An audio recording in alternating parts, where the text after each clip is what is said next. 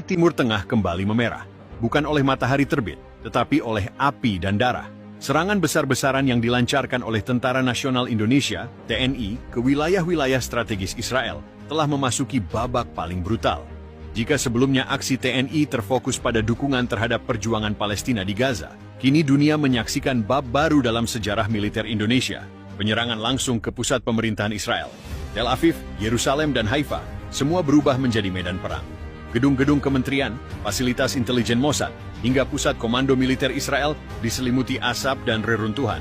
Pasukan elit TNI, dari Kopassus hingga marinir amfibi, menggandakan intensitas serangan mereka, mengguncang jantung kekuasaan Zionis dari darat, laut, dan udara. Semua bermula dari tragedi berdarah di Rafah, Gaza Selatan.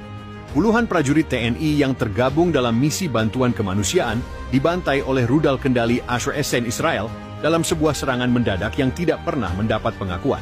Dunia diam, PBB bungkam, tapi Indonesia tidak. Presiden menggelar rapat darurat dan memerintahkan operasi balasan berskala penuh. Operasi itu diberi nama Sandi, Garuda Petir II.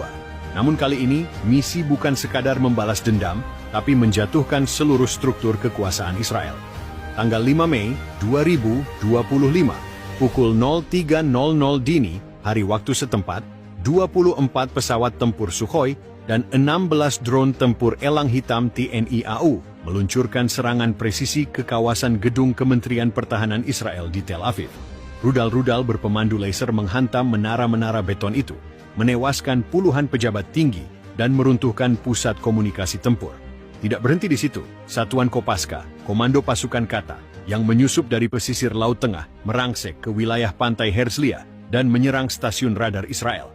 Di darat, pasukan elit Kopassus yang menyamar sebagai relawan internasional meledakkan pusat koordinasi Mossad di Yerusalem Barat menggunakan bom magnetik. 3 hari setelah serangan awal, giliran Knesset, parlemen Israel, menjadi sasaran. Dalam sebuah operasi gabungan yang dikendalikan dari kapal induk KRI Nusantara, TNI meluncurkan rudal jelajah jarak jauh hasil kerja sama dengan Iran dan Korea Utara, menghantam aula utama Knesset saat berlangsung rapat rahasia kabinet perang. Ledakan itu menewaskan 17 anggota parlemen dan 3 jenderal. Gedung itu kini tinggal puing berasap. Seruan darurat sipil diumumkan. Namun gelombang serangan TNI tak berhenti. Satuan Yonif Raider 321 Perkosrat menyerang pemukiman kibuts elit di perbatasan Yordania, wilayah yang selama ini dijadikan tempat persembunyian para pejabat Israel. Hanya dalam waktu 6 jam, kompleks itu rata dengan tanah. Tanggal 6 Mei 2025, kota suci Yerusalem memasuki hari keempat tanpa listrik dan pasokan air. Pasukan TNI yang berkoordinasi dengan pejuang Hamas dan Hizbullah kini telah mengepung separuh wilayah kota tua. Bentrokan jalanan terjadi antara pasukan Indonesia dan militer IDF di sekitar Bukit Zaitun dan dekat gerbang Damaskus. Pesawat nirawak TNI menyebarkan selebaran. Kekuasaan kalian sudah usai. Yerusalem bukan ibu kota penjajah. Ini tanah yang akan dibebaskan. Serangan-serangan ini bukan sekadar pembalasan. Ini adalah pergeseran poros kekuatan global. TNI telah membuktikan bahwa kekuatan militer dari Asia Tenggara mampu menjangkau, menghantam dan mengguncang struktur kekuasaan paling dilindungi di dunia. Israel tidak pernah membayangkan bahwa satu negara seperti Indonesia bisa membawa kiamat langsung ke jantung negaranya.